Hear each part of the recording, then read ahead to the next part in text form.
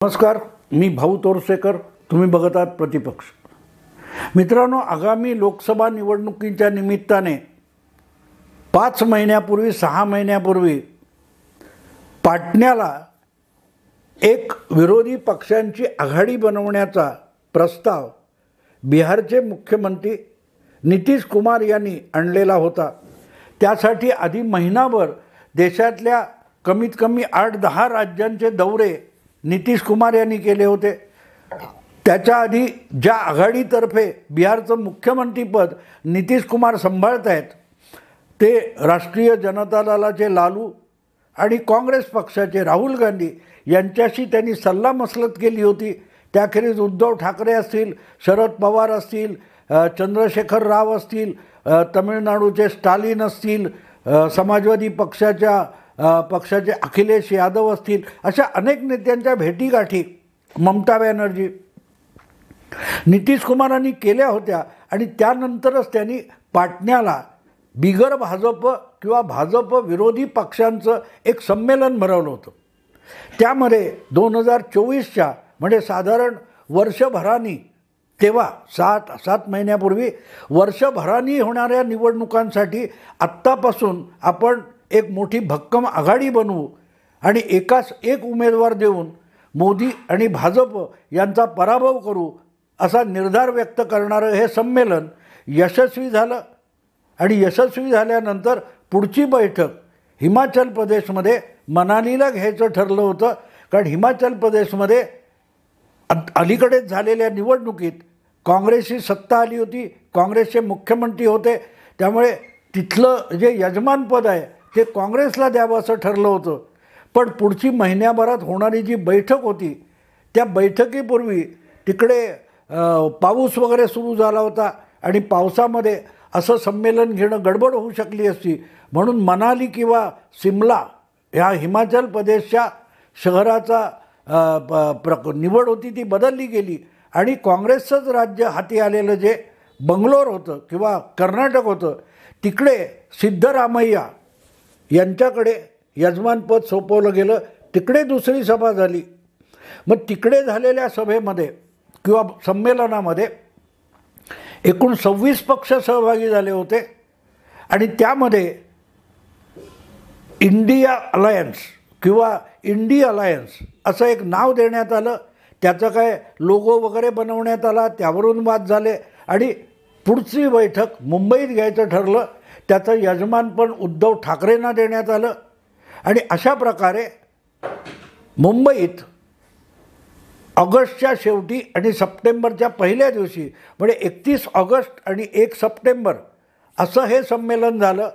म्हणजे आज बघायला गेलं तर त्याला 2.5 महिने उलटून गेलेत. अख्खा सप्टेंबर महिना संपला आहे, ऑक्टोबर महिना संपला आहे आणि मी बोलतो आहे तोपर्यंत नोव्हेंबरचे 2 आठवडे संपलेत. पण त्यानंतरची पुढली बैठक होऊ शकली नाही.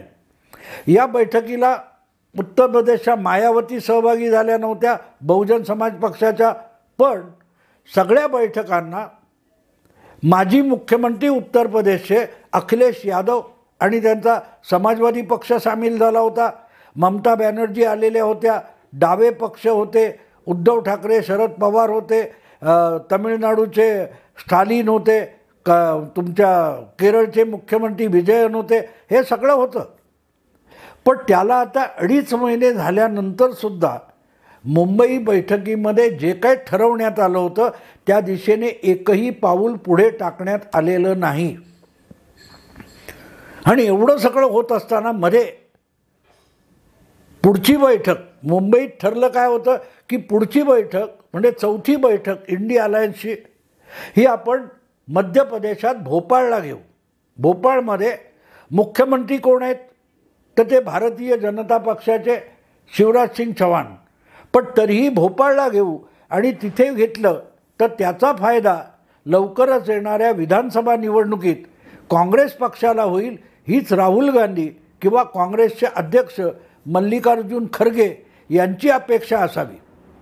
पण अशी सगळी बैठक घेतली, भोपाळमध्ये घेतली, मध्य प्रदेशात घेतली तर इंडिया अलायन्स म्हणून जे सहभागी झालेले पक्ष आहेत त्यापैकी अनेक जणांच्या छोट्या मोठ्या का होईना शाखा आणि प्रभाव क्षेत्र मध्य प्रदेशात आहे तिथे जागा वाटपामध्ये, विधानसभेच्या जागा वाटपामध्ये हे छोटे मोठे पक्ष हे भागीदारी मागतील म्हणून कमलनाथ हे जे माजी मुख्यमंत्री आहेत काँग्रेसचे मध्य प्रदेशातले, त्यांनी आपल्या अधिकारातच भोपाळमध्ये इंडिया अलायन्सची होऊ घातलेली सभा रद्द करून टाकली.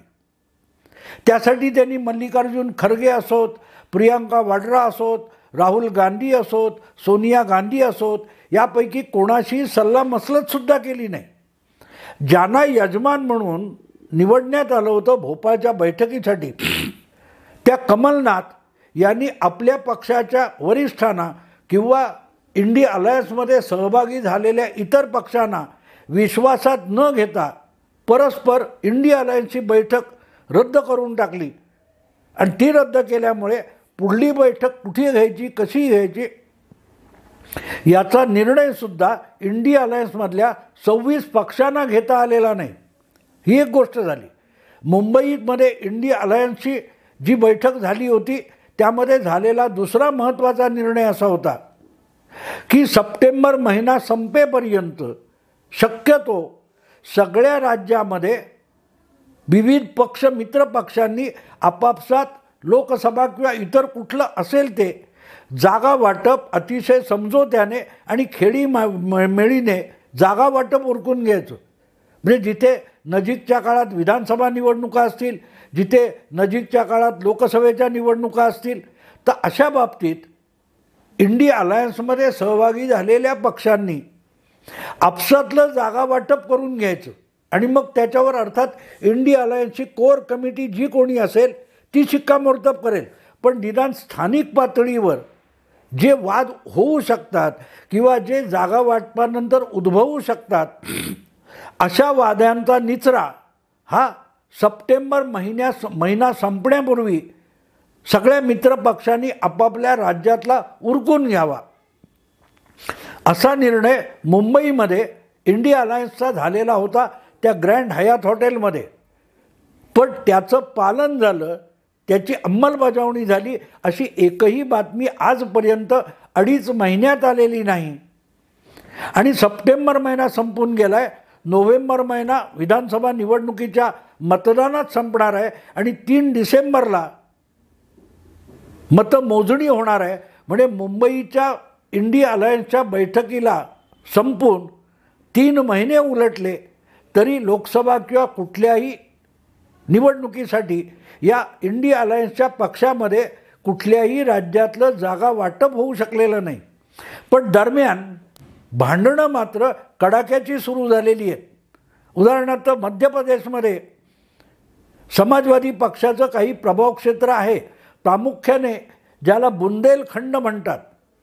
तुम्हाला उत्तर प्रदेशचा नकाशा आठवत असेल तर एक असा दुधी भोपळ्यासारखा थोडासा प्रदेश हा मध्य प्रदेशात उत्तर प्रदेशचा घुसलेला दिसतो, त्याला बुंदेलखंड प्रदेश म्हणतात. त्याच्या आसपास प्रामुख्याने मायावतींचा बहुजन समाज पक्ष किंवा अखिलेशचा समाजवादी पक्ष यांचं प्रभाव क्षेत्र आहे.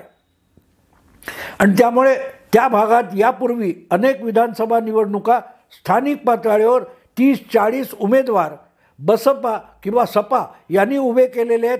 त्यातले 2, 4, 5, 7 असे उमेदवार या दोन्ही पक्षांचे निवडून आलेले आहेत. आणि माझी जर आठवण चुकत नसेल तर काशीराम जेव्हा बहुजन समाज पक्षाचं नेतृत्व करत होते तेव्हा एखाद दुसरा लोकसभेचा सदस्यसुद्धा मध्य प्रदेशातून बहुजन समाज पक्षाचा निवडून आलेला होता. म्हणजे त्यांचं चांगलं प्रभाव क्षेत्र आहे. त्यामुळे तिथे ह्या मित्रपक्षांना काँग्रेसने सोबत घेऊन 230 पैकी काही जागा दिल्या तर त्याचा फायदा काँग्रेसला नक्की होऊ शकला असता. पण कमलनाथ यांना ही आघाडी नको होती म्हणून त्यांनी भोपाळमध्ये इंडिया अलायन्सचं पुढचं संमेलन होऊ दिलं नाही. आणि नुसतं संमेलन रोखलं अडवलं असं नाही आहे, त्यांनी त्याच्यापुढे मजल मारली आणि परस्पर समाजवादी पक्ष जो इंडिया अलायन्समध्ये सहभागी झालेला आहे, मायावती नाही आहेत पण अखिलेश जर सहभागी झाला आहे तर अखिलेशला मध्य प्रदेशच्या विधानसभा निवडणुकीत सोबत घेण्याचा प्रयत्न कमलनाथ यांनी केला होता. त्यांनी याच दृष्टीने जागा वाटपाच्या दृष्टीने समाजवादी पक्षाने बोलणी करावीत असं आवाहन केलं. आणि मला वाटते रामगोपाल यादव जे अखिलेशचे चुलते आहेत, राज्यसभेत किंवा संसदेत समाजवादी पक्षाचे ज्येष्ठ नेता आहेत, अखिलेशने रामगोपाल यादव यांना मध्य प्रदेशात कमलनाथ यांची भेट घ्यायला पाठवलं होतं. एक पक्षाचं शिष्टमंडळ पाठवलं होतं. त्यामध्ये मध्य प्रदेशमधल्या समाजवादी पक्षाच्या नेत्यांचा समावेश होता. काँग्रेस आणि समाजवादी पक्ष यांच्यात भेटीगाठीसुद्धा झाल्या होत्या. पण त्याची फलश्रुती काय झाली हे कळायला मार्ग नाही. पण त्यात जागा वाटप, कुठल्या जागा घेणार देणार याची बोलणी होण्याच्या आत कमलनाथ यांनी मध्य प्रदेशमधल्या सगळ्या जागांचे उमेदवारच जाहीर करून टाकले. थोडक्यात अखिलेशच्या समाजवादी पक्षाला आपण एकही जागा देऊ इच्छित नाही हे कृतीतून कमलनाथ यांनी जाहीर करून टाकलं. बरं, इथपर्यंतसुद्धा ठीक होतं. ज्या वेळेला मित्र पक्ष असतो किंवा आपला कोणी मित्र असतो तो दुखावणार नाही याची काळजी घेतो आपण. त्याची मागणी भले मान्य केली नाही तरी त्याचा अपमान करू नये एवढं सौजन्य दोन मित्र एकमेकांच्या बाबतीत दाखवत असतात. आजही आपण बघितलं, अजितदादा पवार असोत किंवा शरद पवार असोत यांची विभागणी झालेली आहे, पण एकमेकांचा अवमान होणार नाही एवढी काळजी हे दोघेही घेत असतात आणि अनेक जण घेत असतात. पण कमलनाथ यांनी जाणीवपूर्वक समाजवादी पक्षाला अपमानित करण्याचा पवित्रा घेतला. जागा वाटप फिसकटल्याचं जाहीर न करता समाजवादी पक्ष अत्यंत चिरकुट आहे मध्य प्रदेशमध्ये, त्याच्याशी जागा वाटप करण्याची आम्हाला गरज वाटत नाही वगैरे वगैरे अशा लाथा मारल्या की त्यामुळे अखिलेश यादव चिडला नसता तर नवल नाही. आणि चिडू का नाही? कधी काळी 2012 पासून 2017पर्यंत अखिलेश यादव आपल्या समाजवादी पक्षाच्या एकपक्षीय बहुमताने उत्तर प्रदेशात सत्तेवर होता. जे राज्य देशातलं सगळ्यात मोठं राज्य मानलं जातं आणि लोकसभेमध्ये तब्बल 80 खासदार निवडून पाठवतं, तिथे आपल्या बळावर स्वबळावर बहुमत आणू शकणारा जो पक्ष आहे त्याला जर कमलनाथ यांनी चिरकुट म्हटलं असेल तर त्या पक्षाच्या नेत्याला राग येणं स्वाभाविक आहे. आणि म्हणून मग असं वाटतं की कमलनाथ यांना मध्य प्रदेशच्या निवडणुकांपेक्षा इंडिया अलायन्समध्ये बिब्बा घालण्याची हौस जास्त असावी. नाहीतर त्यांनी जागा वाटप फिसकटून टाकलं हरकत नव्हती. पण समाजवादी पक्षाला चिरकुट म्हणणं याचा अर्थ सरळ आहे. ही एक गोष्ट झाली. दुसरीकडे मुंबईच्या इंडिया अलायन्सच्या बैठकीनंतर खुद्द बंगालच्या मुख्यमंत्री ज्या स्वबळावर स्वपक्षीय बहुमताने तिसऱ्यांदा मुख्यमंत्री झालेले आहेत बंगालच्या, त्या मुंबईतच नाराज होत्या. नाराजी घेऊनच त्या कोलकात्याला गेल्या आणि कोलकात्याला गेल्यानंतर त्यांनी स्पष्टपणे जाहीर करून टाकलं की बंगालमध्ये ज्या लोकसभेच्या 42 जागा आहेत त्यापैकी एकही जागा आपण इंडिया अलायन्समध्ये जो काँग्रेस पक्ष आहे किंवा डावी आघाडी आहे त्यांच्यासाठी सोडणार नाही, जाहीर करून टाकलेलं. हा इतर सगळ्या प्रांतामध्ये जे काय व्हायचं असेल त्यासाठी आपण इंडिया अलायन्समध्ये आहोत. तृणमूल काँग्रेस बंगाल सोडून उर्वरित भारतामध्ये जी इंडिया अलायन्स आहे त्यामध्ये आपण कार्यरत असू, प्रचाराला येऊ. पण बंगालमधल्या 42 जागांपैकी एकही जागा डावी आघाडी किंवा काँग्रेसला सोडणार नाही. म्हणजे विषय संपला. तीच काहीशी कथा इंडिया अलायन्समध्ये सहभागी असलेले तिसरे मुख्यमंत्री दिल्लीचे अरविंद केजरीवाल यांची आहे. पंजाबमध्ये ज्या 12 का 13 लोकसभेच्या जागा आहेत आणि दिल्लीच्या 7 लोकसभेच्या जागा आहेत, या दोन्ही ठिकाणी आम आदमी पार्टीचे मुख्यमंत्री आहेत. आणि या 20 खासदारांच्या जागी काँग्रेसला जागा वाटपात सहभागी करून घ्यायला केजरीवाल तयार नाहीत. त्याचप्रमाणे काँग्रेसची पंजाब आणि दिल्लीमधली शाखा जी आहे ती अरविंद केजरीवाल यांच्याबरोबर या दोन्ही राज्यात हातमिळवणी करायला तयार नाही. म्हणजे मध्य प्रदेश तुमचा उत्तर प्रदेश, बंगाल आणि तुमचं पंजाब आणि दिल्ली या 4 राज्यांची एकत्रित लोकसभेची संख्या बघा मित्रांनो, 80 अधिक 20 100 अधिक काय त्या बंगालच्या 42, याचा अर्थ 142 किंवा 140 लोकसभेच्या जागी काँग्रेस या पक्षाला आपण सोबत घेणार नाही असं इंडी अलायन्समधलेच लोक सांगत आहेत. आधी उत्तर प्रदेशात काँग्रेसकडे एकमेव खासदार आहे, बंगालमध्ये एकमेव खासदार आहे, दिल्लीमध्ये एकही खासदार नाही, पंजाबमध्ये एक 4-5 खासदार किंवा 6 खासदार 8 खासदार असतील. म्हणजे 140 लोकसभेच्या जागा जिथे काँग्रेस पक्षाला मोठ्या प्रमाणावर खासदार निवडून आणणं आवश्यक आहे, त्यापैकी 140-42 पैकी एकाही जागी कुठलाही मित्रपक्ष काँग्रेसबरोबर जायला तयार नाही. आता आणखीन एक गोष्ट लक्षात घ्या, उत्तर प्रदेशामध्ये जसा समाजवादी पक्ष हा ताकदवान पक्ष आहे, तसा आणखीन एक पक्ष ज्याला बहुजन समाज पक्ष म्हणतात तो सुद्धा ताकदवान आहे. गेल्या वेळेला सपा बसपाच्या युतीने मायावतींना 10 खासदार निवडून आणता आले. आज त्यांची युती नाही, पण निदान 15-17% मतं पराभूत होताना सुद्धा मायावती मिळवतात, कारण मायावतींचा मतदार हा निष्ठावान मतदार आहे. आपल्या पक्षाचा उमेदवार पराभूत झाला तरी त्या मतदाराला चालतो. ही सगळी वस्तुस्थिती लक्षात घेतली तर एक गोष्ट मित्रांनो साफ होते की इंडी अलायन्समध्ये एकही मजबूत पक्ष राहिलेला नाही. स्टॅलिन वगैरे सारखे लोक हे काँग्रेसवर तमिळनाडूत मेहरबानी करतात, त्यामुळे त्यांचं कोणी ऐकून घेणार नाही आहे. केरळमध्ये डावी आघाडी काँग्रेसचं ऐकून घेणार नाही आहे.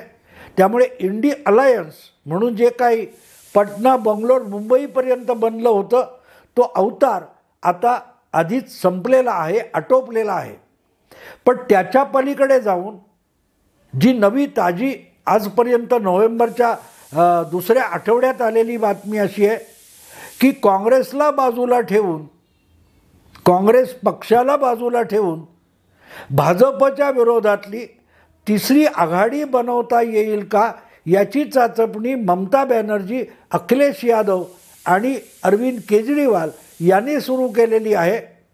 जर त्यामध्ये थोडंफार दम असेल तर त्यामध्ये लालू प्रसाद यादव आणि नितीश कुमारसुद्धा सहभागी व्हायला तयार आहेत.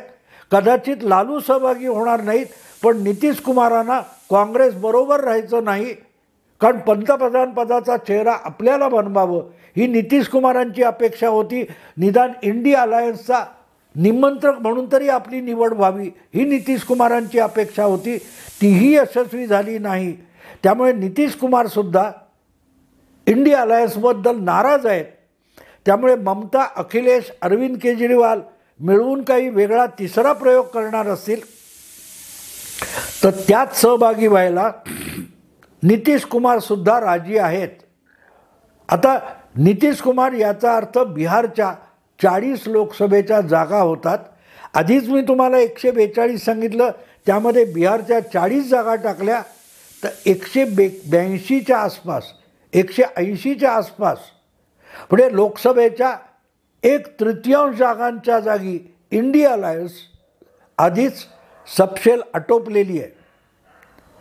हे नेते जर एकत्र आले तर इंडी अलायन्स नुसती अर्धमेली होते असं नाही, तर एक भाजपशी टक्कर देऊ शकणारी सगळ्यात काँग्रेसपेक्षाही मोठी ताकद ही तिसरी आघाडी म्हणून तयार होऊ शकते.